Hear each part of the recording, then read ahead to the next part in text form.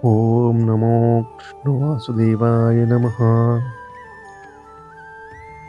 आप सभी को प्रणिपात दोस्तों। आज हमारे 12वें अध्याय की तरफ हम जा रहे हैं। तो फ्रेंड्स, आप सभी के अच्छे स्वास्थ्य की कामना करता हूँ मैं। और हमारे सबसे पहले सभी को राधे राधे, सभी को मेरी तरफ से प्रणाम। और हम भी शुरुआत करते हैं। आज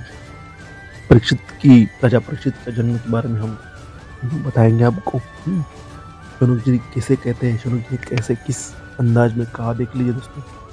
अश्वत्थामा ने जो अत्यंत तेजस्वी ब्रह्मास्त्र चलाया था, उससे उत्तरा का गर्भ नष्ट हो गया, परंतु भगवान ने उसे पुनर्जीवित कर दिया। उस गर्भ से पैदा हुए महाज्ञानी महात्मा परीक्षित के, जिन्हें सुखदेव जी ने ज्ञानोपदेश दिया, जन्म कर्म यही वह परीक्षित राजा थे। इसलिए नाम रखा था परीक्षित। ठीक है दोस्तों, नाम क्यों रखा परीक्षित?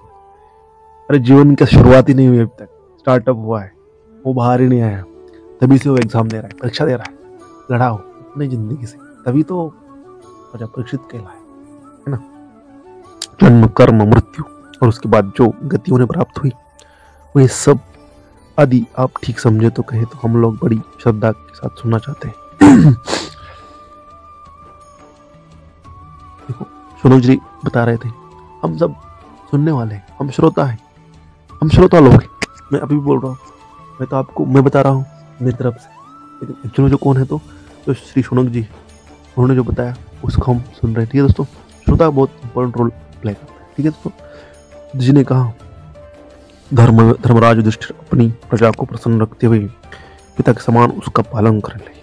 भगवान श्री कृष्ण के चरण कमलों के सेवन से वे समस्त भोगों से निष्पृह हो गए थे। शौनकादि ऋषियों, उनके पास अतुल संपत्ति थी। उन्होंने बड़े बड़े यज्ञ किए थे तथा उनके फलस्वरूप श्रेष्ठ लोगों का अधिकार प्राप्त किया। उनकी रानियां और भाई अनुकूल थे, सारी पृथ्वी उनकी थी। वे जम्बूद्वीप के स्वामी थे और उनकी कीर्ति स्वर्ग तल तक फैली हुई थी। उनके पास भोग की ऐसी सामग्री थी जिसके लिए देवता लोग पीला लेते रहते थे, परंतु जैसे भूखे मनुष्य को भोजन के अतिरिक्त दूसरे पदार्थ नहीं स्वाते, वैसे ही उन्हें भगवान के सिवा दूसरा कोई वस्तु सुख नहीं देती थी।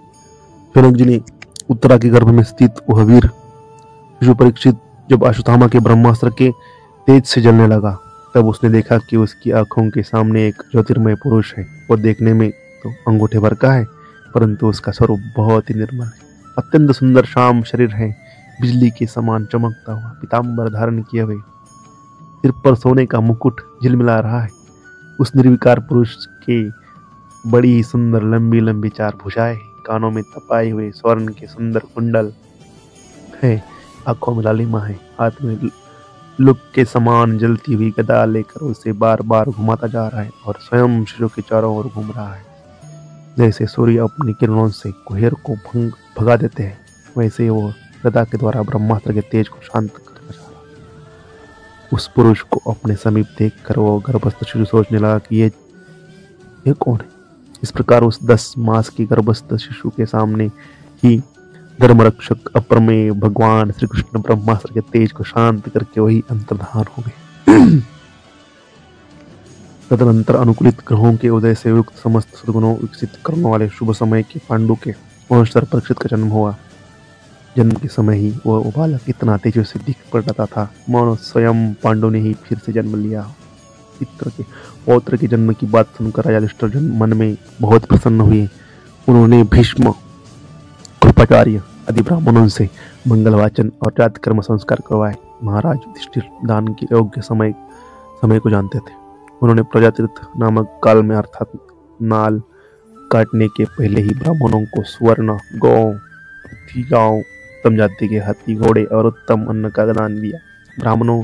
ब्राह्मणों ने संतुष्ट होकर अत्यंत विनयी युधिष्ठिर से कहा, पूर्ववंश शिरोमणि काल की दुर्निवार गति से ये पवित्र पूर्ववंश मिटना नहीं चाहता, परंतु तुम लोगों पर कृपा करने के लिए भगवान विष्णु ने यह बालक देकर इसको रक्षा कर दी, इसलिए इसका नाम विष्णुरात होगा। निसंदेह ये बालक संसार में बड़ा यशस्वी भगवान का परम भक्त और महापुरुष होगा। युधिष्ठिर ने कहा, महात्माओं, ये बालक क्या अपने उज्जवल इससे हमारे वंश के पवित्र कीर्ति महात्मा राजवंशों का अनुसरण करेगा? ब्राह्मणों ने कहा, धर्मराज ये मनुपुत्र इक्ष्वाकु के समान अपनी प्रजा का पालन करेगा तथा दशरथ नंदन भगवान श्री राम के समान ब्रह्मांड भक्त और सत्य प्रतिज्ञ होगा।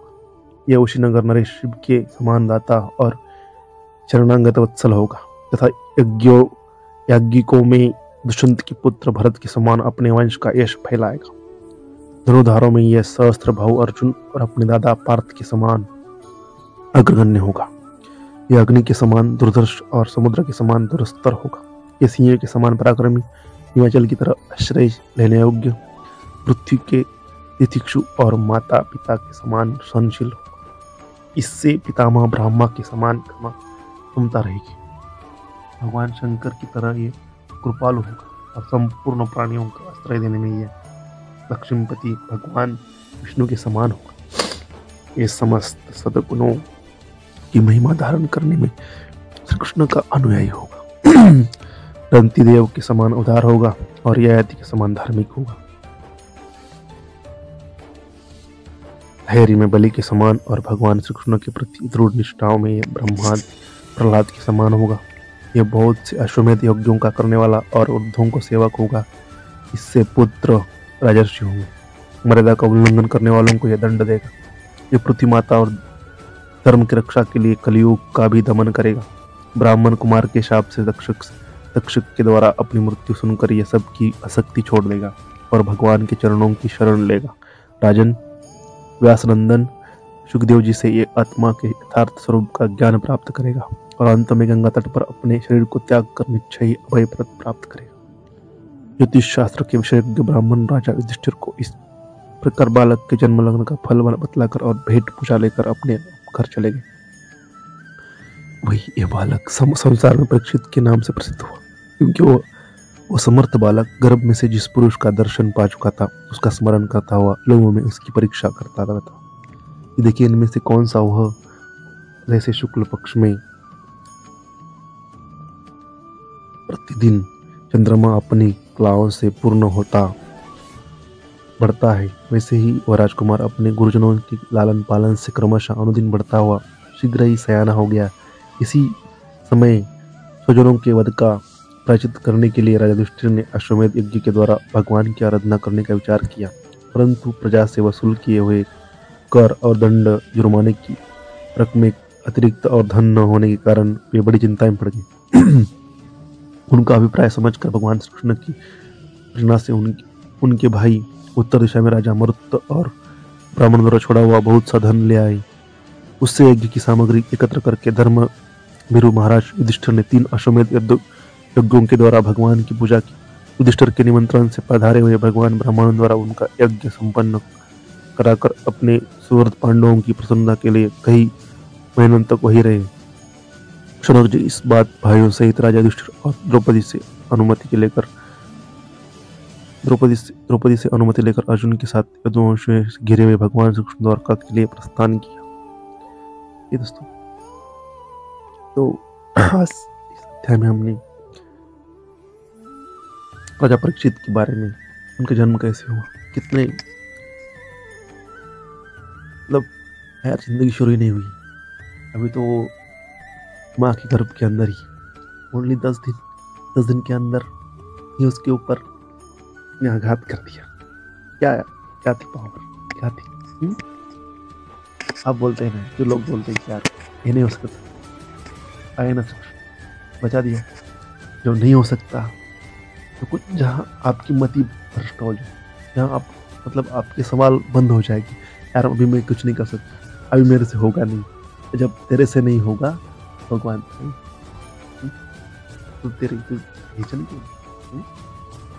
जिसके बारे में हमें सोचना नहीं है उसके बारे में बिल्कुल भी आपको कुछ नहीं सोचना दोस्तों।